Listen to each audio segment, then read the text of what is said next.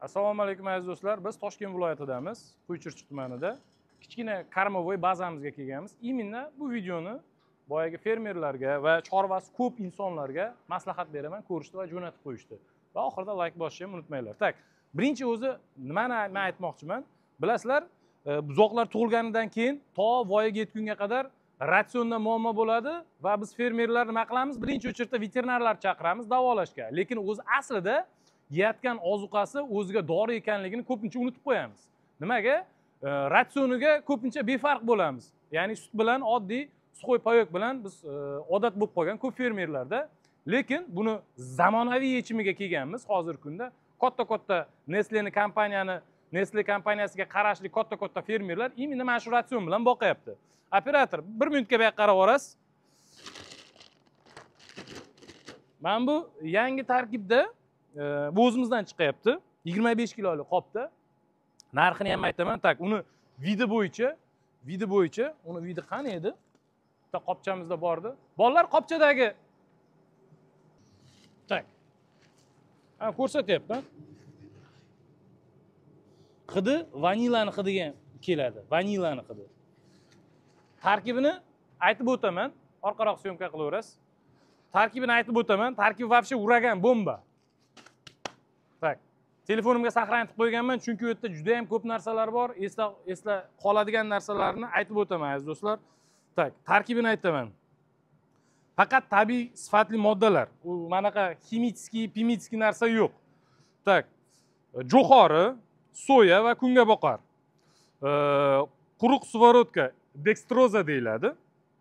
O'sha mustahkam suyaklar uchun kalsiy va suyuq qiymatini oshiruvchi ovios va buni ham podчеркнуть qilib o'taman. Germaniyadan keladigan kalsiylarimiz bor. Mixcare Cattle, ya'ni Grove Premixi. Va osh tuzi va kungaboqar yog'i. Endi dozalarini ham aytib o'taman. Men hozir gap faqat buzoq, mana shu narsani dozasi haqida ketyapti. Buzoqlarga beriladigan. Ko'ringlar, yaxshilab. Dozasi 4 kun va 20 kunlik buzoqlarga operator faqat buzoq haqida gap ketyapti. Buni keyin tushuntiramiz. Bu boshqa tema. Buzoqlarni yemini syomka qilishga harakat qiling. Operatorimiz yangi. Tak, dozasi haqida gapiryapman. 40 va 20 kunlik buzoqlar uchun 50 gramdan 300 gramgacha. 40 dan 20 kundan va 40 kunlik buzoqlar uchun 300 gramdan 1000 gramgacha.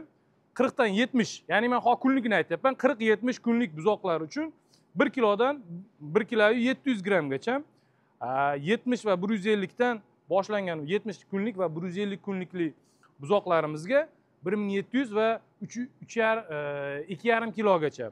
Уже katta 150 va 180 kunlik mollarimiz uchun уже katta bo'ladi. 2,5 va 3 kilodan beriladi.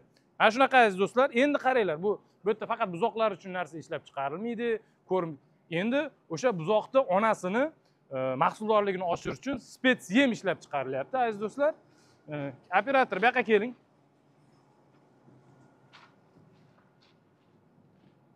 Buni qo'shish yo'li shunday o'zini olasiz, boshqa hech narsa qo'shmaysiz. Sal uzoqroq turasiz, operator. Buni shunday olasizda, karma razdatchik bor-ku, karma razdatchikka bittada qo'yasiz, bo'ldi.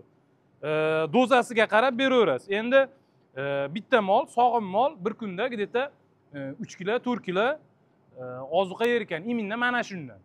Bu yerda boyagi tuyoq kasalligiga qarshi, mastitga qarshi hamma vitamin, minerallar bor. Ya'ni soya shiroti hammasi aziz do'stlar chetdan import qilinadi. Ya'ni o'zimizning mahsulotlar emas, kerakli mineral o'g'itlar hammasi chetdan import qilinib, именно mana shu yerda yig'iladi. Aziz do'stlar, mana молочныйga, sut yo'nalishidagi mollarga men shuni tavsiya qilaman. Bu to'liq ratsion. Buni olganingizdan keyin boshqa patsion qo'shib o'tirmaysiz. Siloska или senajga aralashtirib beraverasiz va buzoqlar uchun. Mana shuni ham bir rasmini ko'rsatib qo'ying. Bo'ldi. Okey. Stop. Kadr.